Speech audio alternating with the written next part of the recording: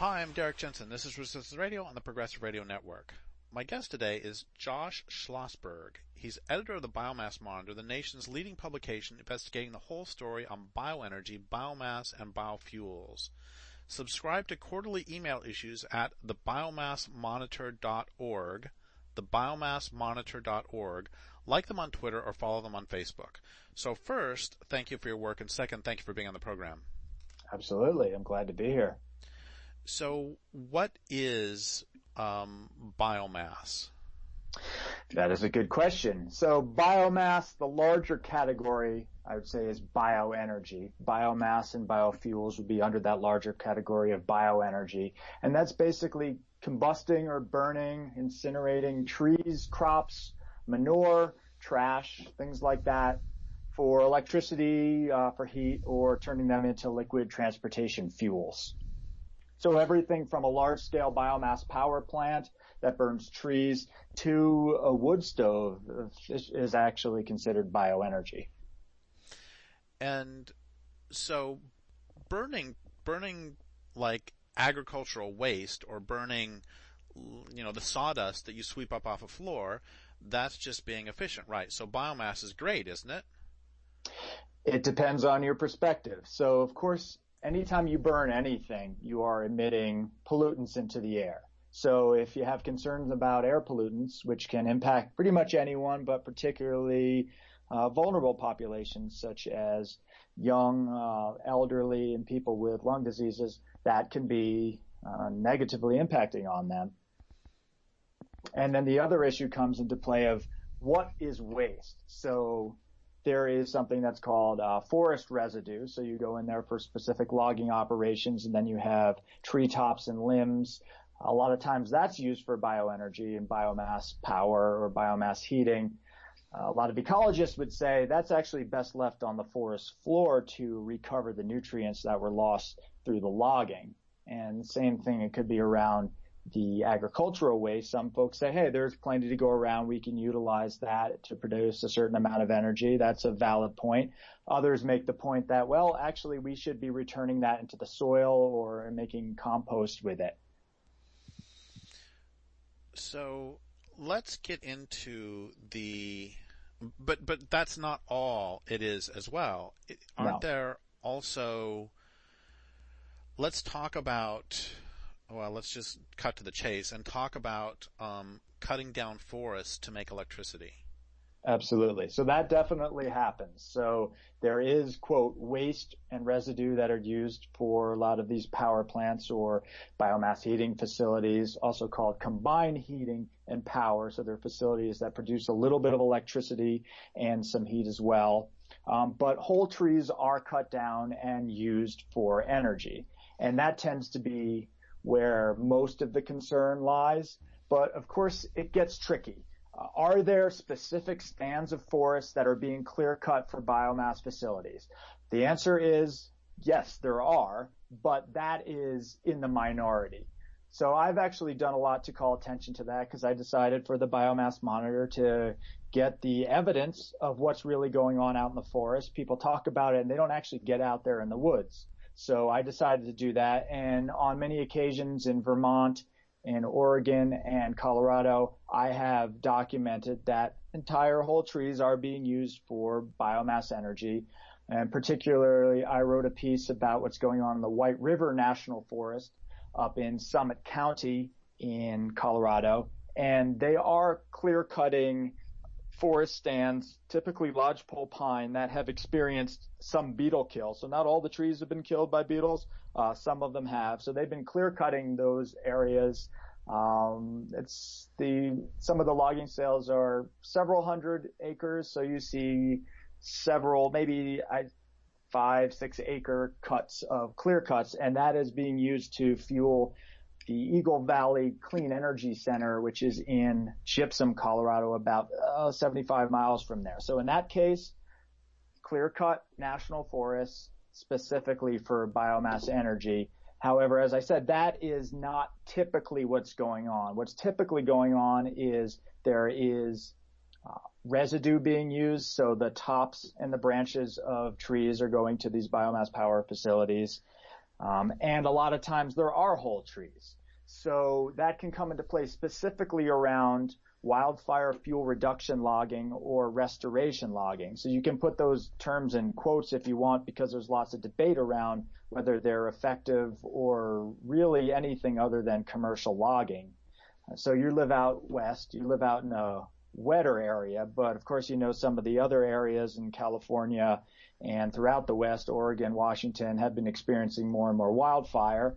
A lot of scientists are saying that's because it's a climate-driven thing. So when you have hotter climate, drier climate, and high winds, big fires come and they burn. That's just how it is. The industry says, no, it's because the tree stands are too dense and they're not growing in a natural way, and we need to go in there and log them to prevent future fires.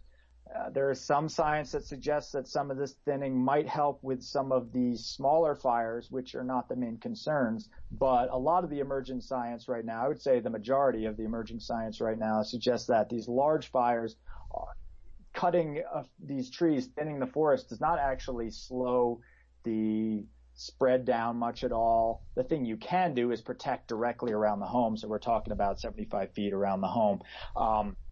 But a lot of the argument is that we need to cut these forests for wildfire, which a lot of people are concerned about, and we can use the trees that we're cutting for bioenergy. So that's where voices in favor of logging are saying, look, it's a win-win situation. We protect people from wildfire, protect the forest, we create an energy source, and we create more, quote, renewable energy, quote, clean energy. So in their minds, it's a win-win-win. A lot of ecologists' minds, it's a lose-lose-lose. So why? I agree with the lose-lose-lose, but can you be explicit as to why it's a lose-lose-lose? Sure. Well, a lot of the argument behind bioenergy is we need to transition to renewable energy sources. So most people who look at the science will acknowledge the fact that climate change exists and that human carbon emissions are the main source of that. Some people say it's less of a source. Let's just say that almost everyone agrees that it's contributing to climate change. So therefore, the main push is to create renewable energy. Of course, there's many, many issues with, quote, renewable energy. Each of the sources have impacts. There's pros and cons to everything. I think when it gets down to it, you find out, do the pros outweigh the cons or vice versa? But regardless, all of this is being done to create new renewable energy sources. We're, of course, not really looking much at reducing our energy consumption or looking at the way our economies are run and just the way we live our lives as humans. That's usually left out of the argument. But those who are in favor of doing something about climate change typically are advocating for renewable energy. And bioenergy just so happens right now to be the biggest number one form of, quote, renewable energy. I use the term renewable based on the Energy Information Administration that tracks our energy use in the United States. So right now, 43% of renewable energy is from various forms of bioenergy. Of course, when you hear renewable energy, you think, what, wind? You think solar. Wind right now is around 20% of energy. This is from 2015 numbers.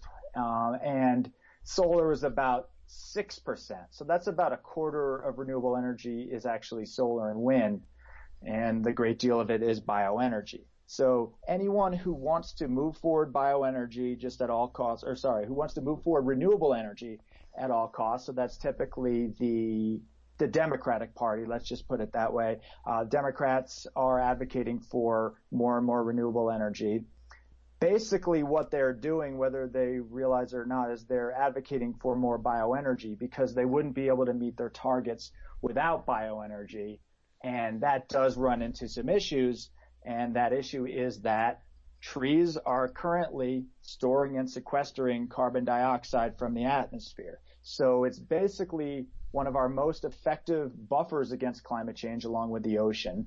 So doing nothing right now, the forests are working to limit the negative impacts of climate change. So when we cut those trees and burn them for energy, of course, we're releasing that carbon dioxide back into the atmosphere. What industry says is that is not a concern because what it is just carbon neutral. So we're not actually adding more to the natural cycle. We're just cycling it through. And again, that argument is that this is biogenic carbon, that the tree carbon is in a constant cycle where trees die, of course, and release the carbon dioxide into the atmosphere over time. Of course, it takes decades to centuries typically, and a lot of that is actually stored in the soil. But the argument, typically the industry argument, and also a lot of supporters of bioenergy who do consider themselves environmentalists, which is where this all gets very tricky, is that it's okay to burn these trees because it's not adding net carbon to the air the way that burning coal, which is sequestered, for millions of years, would be.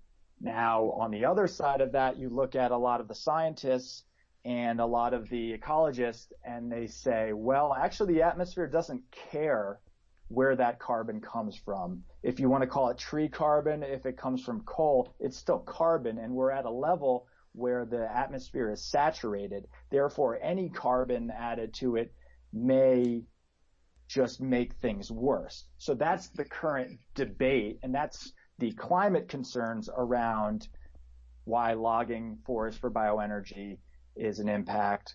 Of course, the land impacts are simply that all logging does degrade forests. There is certainly logging that can be done that impacts forests less. There's no question about it. As long as we continue to use trees, and we pretty much all do, there's probably going to be some form of logging.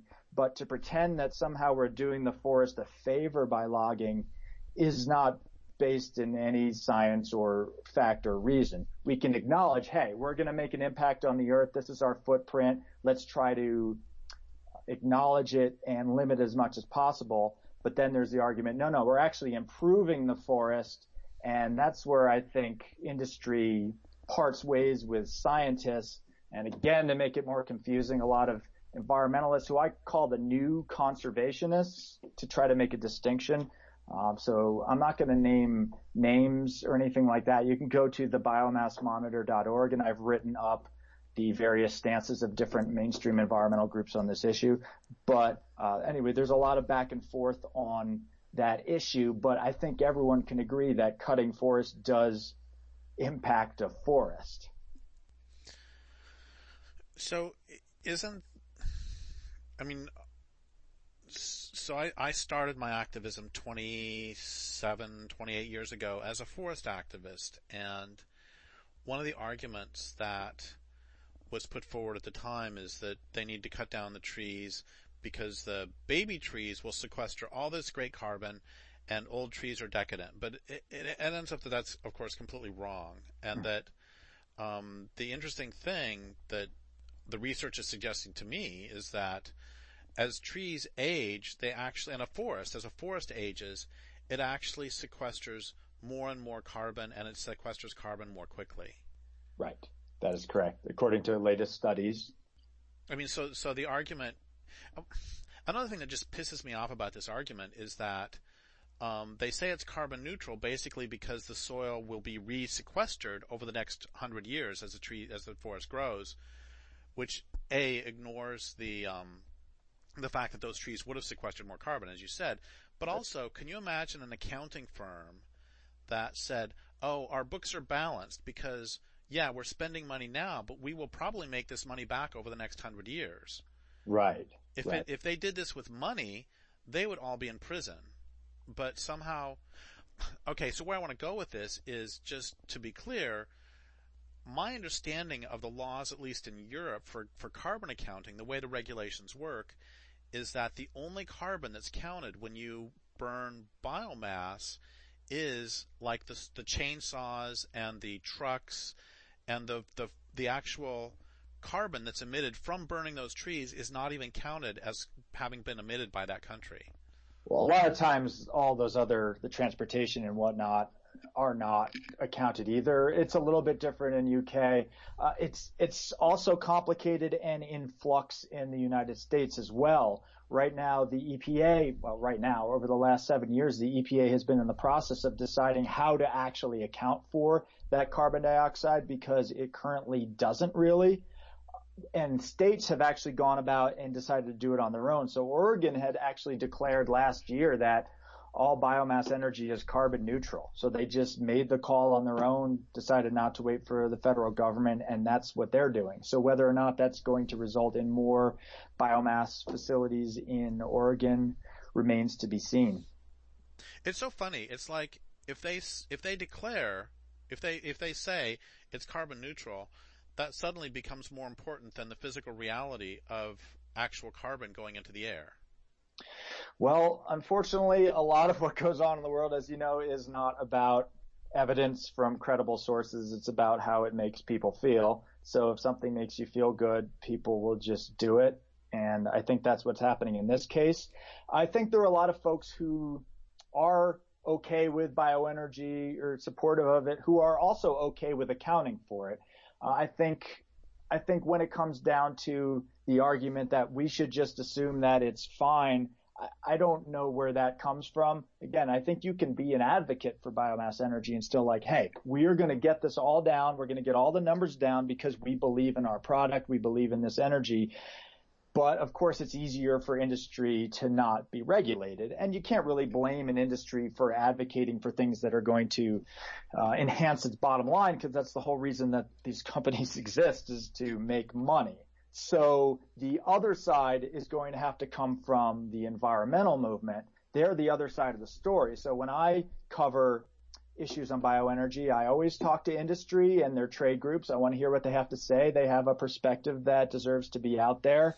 And then I talk to environmental voices. What I learned is that a lot of the mainstream environmental groups, let's talk out of both sides of their mouth. And I have to make an effort to talk to what I call ecosystem advocates, or those who are biocentric, who basically oppose bioenergy across the lines, to actually get that critique.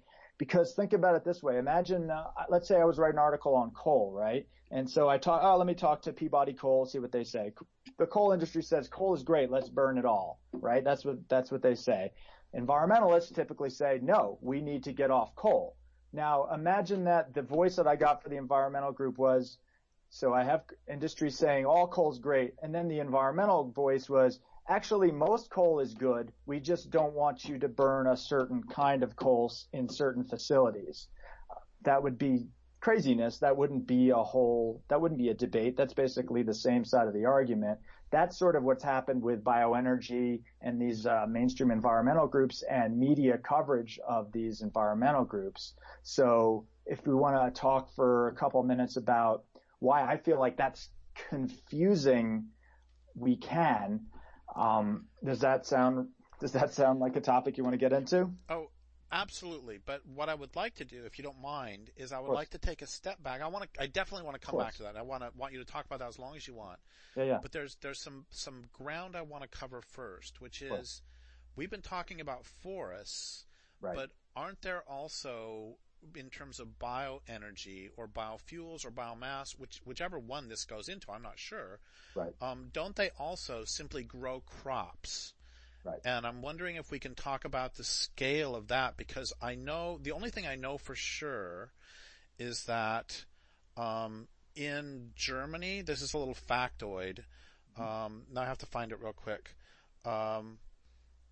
In Germany, 2 million hectares is devoted to crop-based biofuels. That's 17% of arable land and 6% of total land in Germany, which means they're growing a lot of crops for this too. So can we put the forests aside for a moment and talk about this other form of biofuels, which I don't know much about? Sure. Yeah, I'm definitely more of an expert on the forest end, but I've certainly have been covering the crop aspect. And basically, most of bioenergy in the U.S. is from ethanol, and that's right now it's corn ethanol. So that is a lot of what bioenergy is. It's not typically what gets the headlines as much as the forest issues, I guess, because there's more controversy there. But certain groups have been focusing on that, and some of the groups that are a bit wishy-washy on the forest issues have been honing in on corn ethanol. So that's sort of the uniting force between the environmental groups is they've all pretty much decided that corn ethanol specifically is an issue for various reasons, because it does use up limited arable cropland and potentially spike food prices in this kind of cascade of economics. It does degrade the soil. Corn is a very soil intensive crop, and in many ways they're also just advocating for other forms of bioenergy. So they'll say that, you know, waste feedstocks, or they're advocating a lot for cellulosic ethanol, which can come from trees but also from woody plants and other crops. So typically a lot of the folks who are opposing the corn ethanol, which is the majority of what's going on right now, are doing so because they're advocating for other forms of liquid biofuels, which will have their impacts in other ways. Again, will have their pros and cons like anything else. And again, the same issues come into play with utilizing of land for fuel as opposed to food. When farmers are subsidized to grow these fuel crops as opposed to food crops, like what are they going to choose? Of course, you know, they're just trying to make a living, and they're going to grow a lot of the fuel crops. So what we have is certain invasive species that are being tested, certain other sorts of grasses called miscanthus grass is one form of bioenergy that they're developing. And again, they may have different impacts than forest biomass energy, but it is still, we have to take a look at, there are a certain amount of people in the world, people consume a certain amount, and we live on a finite earth. So at what point is this too much? Have we already reached that tipping point?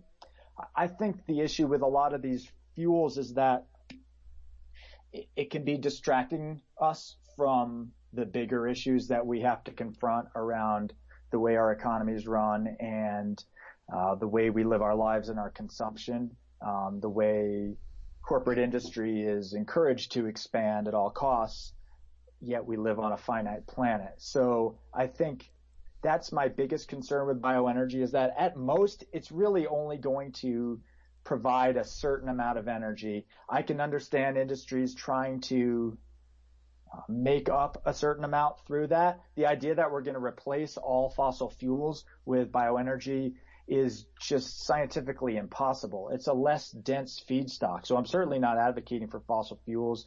I personally do agree that we need to be getting off of fossil fuels. But if you look at a chunk of coal, it's more dense than a handful of grass. So you have to burn a lot more of that material to produce the same amount of energy. So again, that is not in any way advocating for coal. That is just stating physics. So, and I do want to talk about the larger issue of consumption too, after we talk about the environmental stuff. But I have one more question about the biofuels first, which is, and I don't know if you know this number, but the factoid I just threw out, that 17% of arable land and 6% of total land in Germany is devoted to growing crops to be burned. Do you have any idea what that seems like a lot of land to me. And is it a huge amount of land in the United States that is also devoted to this, or is it a trivial amount of land, or is it, what's the scale in the U.S.? Right. I don't have the numbers off the top of my head. Obviously, we live in a larger country than Germany, so we have more land mass, etc. So it's going to be a bigger land mass that is utilized for bioenergy over there than here. So I can't tell you off the top of my head. I can tell you it is certainly increasing, and that a lot of folks who are concerned about land use issues are very concerned about any form of bioenergy, biofuels, particularly this expansion of crop-based biofuels that, yes, will be taking more land that could potentially be used for food. Some folks say that we can use that, what's called non-arable cropland, that we wouldn't be growing crops otherwise. Permaculturalists would disagree and said, actually, we could be growing our nut trees there. So there was always an argument for growing food instead of fuel. Of course, we do need to do something about fossil fuels. That's why this is such an interesting topic. And I did wish it got more play in the media and got more discussion out there. But I think the reason why this isn't discussed as much is because environmental groups don't really want to talk about it, because they're a bit contradictory on their stances. Well, that seems like a good transition back to what you wanted to talk about a minute ago. Can you talk more about that contradiction in environmentalism? Right. Well, so let me discuss why I think it is this way. So like I said before, I'm going to simplify things and say typically the Democratic Party is advocating for renewable energy. It's not that simple, but let's just say overall, if you said what would be the difference in policy platform between Republicans and Democrats, a lot of Democrats are saying we're concerned about climate change and we want to develop more renewable energy. So in order to develop more renewable energy right now, they're going to have to develop more bioenergy. So that's where it runs into a bit of a pickle. So they don't want to come out there and say, we are going to cut more trees down. We are going to replace cropland with, they don't want to say that because there are concerns, ecological concerns around that. So what they do is they don't actually talk about bioenergy while at the same time advocating for policies that would expand bioenergy. Now, again, if this was industry who is across the board just trying to expand energy sources for, to provide jobs, to enhance the economy, whatever their point of view is, that's a consistent point of view. Of course, industry is going to advocate for that. What gets confusing is, again, when that other side of the story to really get this whole debate in focus is not really even sure what they believe. So the environmental groups, the mainstream environmental groups, typically hitch themselves to the Democratic Party. They believe that those candidates represent more pro-environmental views than Republicans, which I would argue is probably true. So what they're not going to do is they're not going to go out and say, that's why we're going to oppose half of the renewable energy sources that our favorite party is advocating for. But over time, over years, the grassroots groups started realizing, hey, this bioenergy is a problem. Typically, this is, as you're well aware, most of the environmental issues originate from small grassroots communities who take a look at something and say, this doesn't seem great. And then over time, the large environmental groups, in a sense, either get embarrassed for not tackling it or realize it is an issue and they want to help it because they care about environmental issues. Or if you're more cynical, you can say it's because they want to get foundation funding to continue that topic and they want to control where the discussion goes.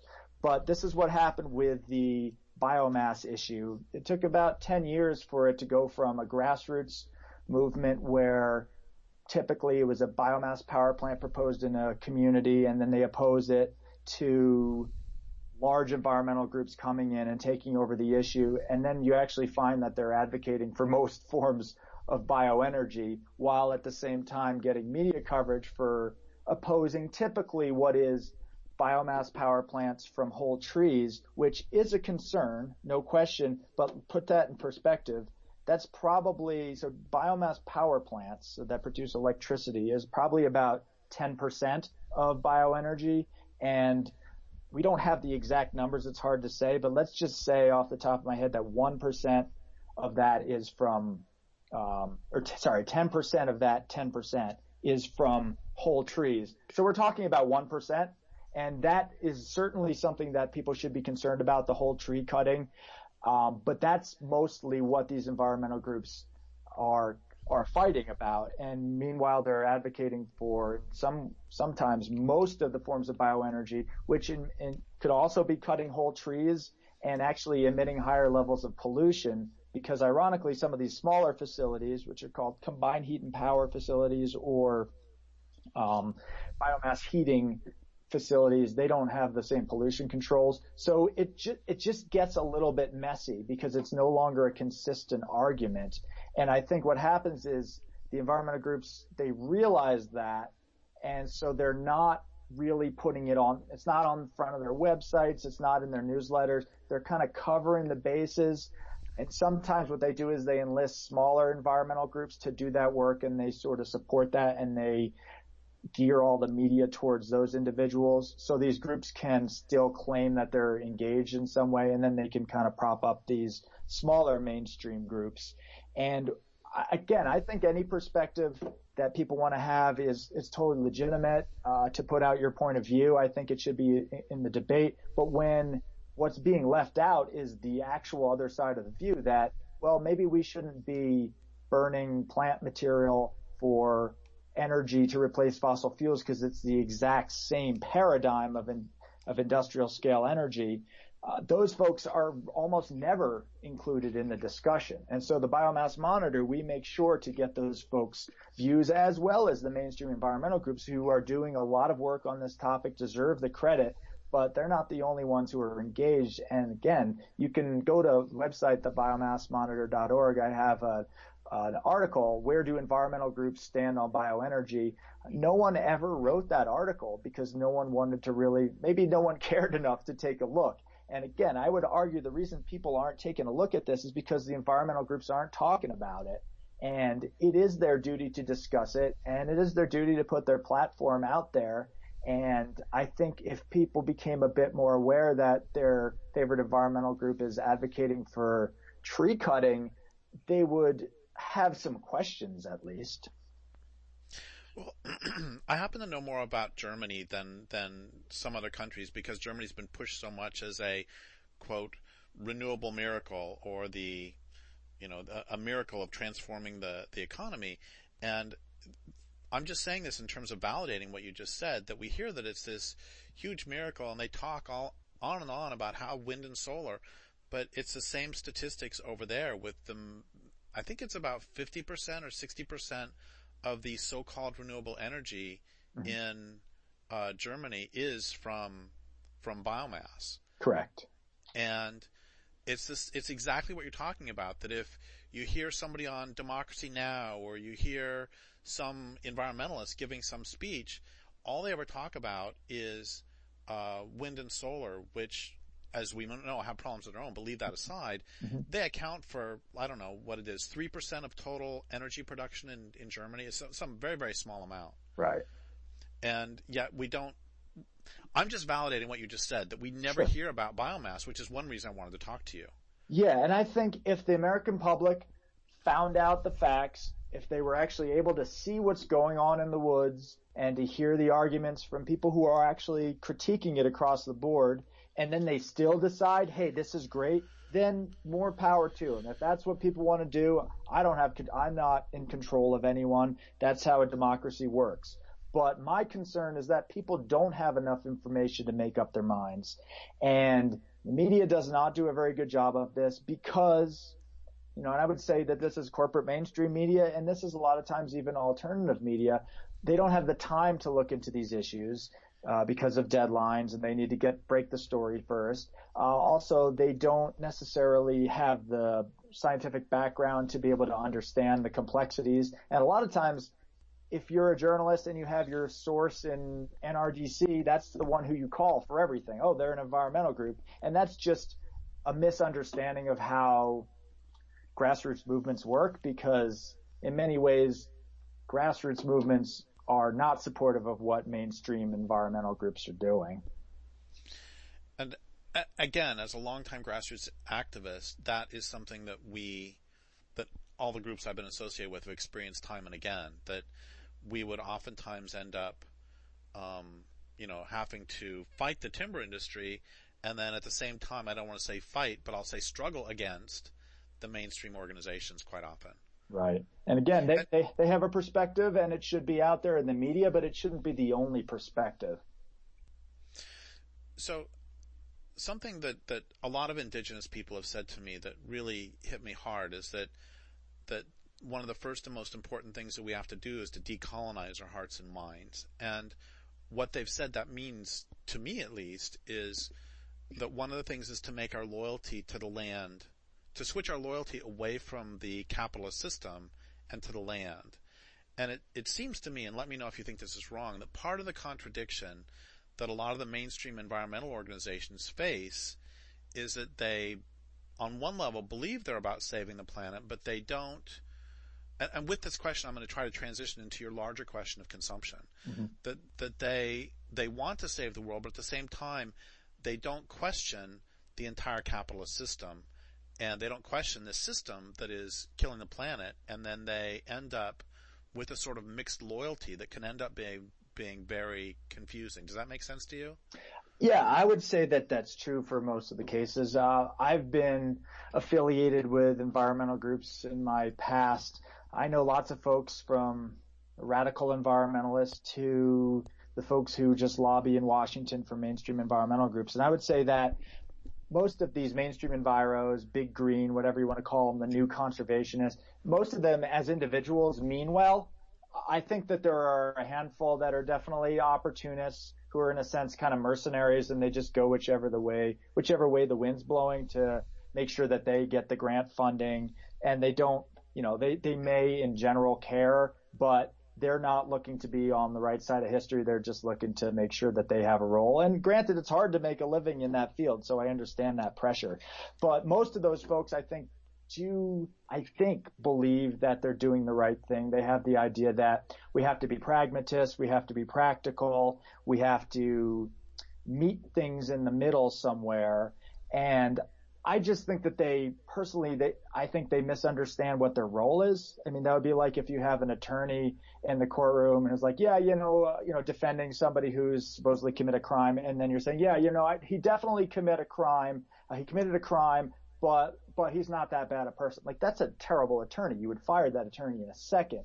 The job in the courtroom is to advocate with the best evidence that you have for your client. So if your client is the environment and you're an environmentalist, you should be making every argument you can to say this is something that would protect and foster the earth. This is something that would damage it. Of course, the ending of the discussion is going to be somewhere in the middle. So it's not like environmentalists have any real power and can dictate that not another tree could be cut. They're not even advocating for that anyway, but even if they could, that's not the power they have.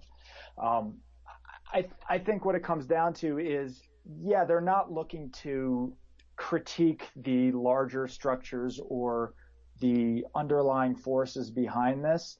They want to continue to advocate for issues in a way that they think is politically expedient. I think you could argue that method has been used for decades, and if we don't think that there's been progress on climate change and land protection, then maybe it would be time to look at things from a different point of view. But again, there's livings to be made. There are folks that are trying to, continue their job. And of course, you take a look at where the funding comes from for a lot of these mainstream environmental groups. It's from these private foundations. And that money doesn't just come out of nowhere. That's typically big corporate money. So whether it's a vast conspiracy or not, I'm not necessarily sold on that. But for instance, Pew Charitable Trusts, it's one of the biggest groups foundations out in the West, and they fund a lot of the new conservationist groups. So they're the groups that are advocating for forests, but also advocating for more logging. So kind of the mainstream greens there. So you look at the funding for Pew Charitable Trust, you find out the person who started it up was the guy from Sun Oil or Sunoco at the time. So that's petroleum money. So that's big industry money that's going into protecting the environment. Maybe his children and the ones who took over this foundation had a change of heart. But at the same time, do you really think that they would flip to do anything that really opposes the industry that created their lifestyles? In my mind, I think what they're trying to do is saying, hey, let's find that common ground between advocating for the environment and advocating for humanity, and then that's what we'll advocate, and we'll call that environmentalism. I call that new conservationism. That's certainly not a biocentric point of view. It may be where things end up in the end, but the idea that from the start that's going to be the environmentalist side of the argument seems a bit defeatist. So you said in the middle of that, you said something about they don't really take a new position. And what would be the new position that you would, well, instead of me sort of stuttering here and stammering out a question, why don't you just talk about what you think about the level of consumption, the relationship between biomass and we have like 7 or 8 minutes left. Mm-hmm. Can you start talking about, you've hinted at the fact that instead of just looking at cutting down forests and burning the tops of trees and growing corn for ethanol, that we should start examining our the energy consumption itself. Right. So do you want to talk about that for a minute? Sure, absolutely. When it gets down to it, my concern with bioenergy, I believe a lot of the ecologists are making valid points around carbon and air pollution and forest impacts. I think all of that's legitimate and needs to be discussed, and those may well be valid concerns. I understand industry's argument. They're saying, hey, well, we need to do something that isn't fossil fuels. Let's do another form of energy. We can grow some of this ourselves. It can provide jobs. I understand that argument. But what's happening is we're leaving out the point that we continue to consume more and more energy every year, and whatever the limits are to our planet, they exist. So have we already passed those limits? Some people think so. I think there's some credible evidence that suggests we're already past that point. Some people are, in 20 years, 100 years, let's just say it's 1,000, who knows? It seems unlikely that it would be that far in the future. But regardless, eventually we're going to have to come up with a different way of doing things. And the idea that a technology will always save us, that we can just plug in some other magic source, I'm a fan of science fiction and fantasy, but I know when those don't apply to my real life. So I think it's a little bit dangerous for us to always kick the can down the road. And I feel like that's what bioenergy can do. So the folks who are concerned about fossil fuel use have called attention to a lot of energy issues, but those folks are almost never saying that's why we should figure out ways to reduce our consumption. Now, I'm not trying to demean that and suggest that we take shorter showers or to change the light bulb and everything's fixed. I think that's nonsense. Those sorts of little tweaks are, that's great. You can do that, sure. Turn off the faucet while you're brushing your teeth, but that alone is not going to accomplish anything. In a way, that's another distraction from deeper changes that need to happen. And who's actually even advocating for these changes? Well, I would say it's actually writers such as yourself. I also write some other pieces and I write some fiction. I feel like that's the best way to actually get these bigger changes across, which do involve tackling our economic system. So be it, capitalism, however you want to frame it. Some folks are saying we need a steady state economy because capitalism is based on forever expansion, which cannot happen. And steady state is limiting that to a certain degree. However you want to do it, we have to look at our economies, the way we value growth, what economics means to us. We have to look at our own ways of life. So just how we go about our work. So we're driving to work at a particular business, et cetera, every day. That's what a lot of people do. There are other ways to go about looking at what a career is. And then it gets even deeper. And what are our interpersonal relationships? Why do we feel the need to consume all the time? Is it because we're not tied into our community? This gets into some deep stuff here, but I think that's where the discussion eventually needs to go. And when we get stymied too much and just, which energy source should we plug in to our magic plug here? I think that it keeps us from having these real discussions. And so I think it's looking at what is missing in our lives that we feel the need to consume so much. Why do we feel like to find a partner we need to, make money so we can purchase certain cosmetics or clothes or be in some sort of style or fashion so we can attract that member, going into deeper issues even of, can we just be okay with ourselves and not feel like we have to tie into this larger culture that we know can be damaging? Those are really tough discussions. Environmental groups might not actually be equipped for those discussions. Right now, I don't even know. There's very few folks who are the voices to discuss those topics. I think these big topics like energy need to be discussed, but then they should always be, whenever possible, brought back into that deeper discussion of basically just what are we doing with our lives? Well, I think what you're saying is hugely important. And we have just a couple minutes left. And what there's two directions I want to go. One of them is that let's you mentioned science fiction and fantasy, and let's pretend that we have a fantasy situation where we have a voluntary transformation to a sane and sustainable way of living. Yeah, exactly. But let's pretend for a moment. Okay. So, would you see? I mean, apart from cooking over stoves, I mean, burning wood for stoves or anything, would you see? So drop what I just said. So in this voluntary transformation that involves these sorts of social and personal and psychological and infrastructural changes that you're talking about, what role would you see bioenergy, industrial bioenergy, that's where I want to separate out the personal cooking. What role would you see bioenergy taking in that, if any? Right. And if you can do that in 1 minute, then I have a follow-up question, which is, and you can just skip the first question if you want. What can people who hear this interview, what do you want them to do? So those are my two questions. You can either do one, the other, or neither. Right. Okay. Well, I'll do both really quickly. So I think you hit the nail on the head in many ways. Industrial scale energy is something that needs to be questioned. That is where a lot of the environmental concerns come into play. Of course, if we have every single person burning from their wood stove, there is still localized pollution. So we might need to be moving beyond combustion eventually anyway. I am not a scientist, so I can't tell you the answer to all that, but I think that those are always going to be concerns.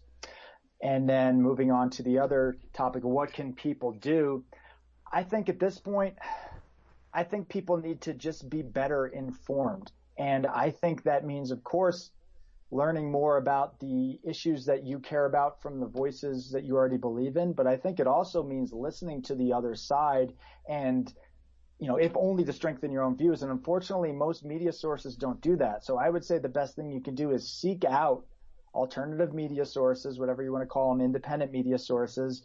Listen to them, share them with others, and support them financially. Because if you hate the mainstream media, and everyone says that they do, everyone says they hate the mainstream media, and then you ask them, oh, well, are you supporting independent media? The answer is almost always no. So is it really that much of a surprise?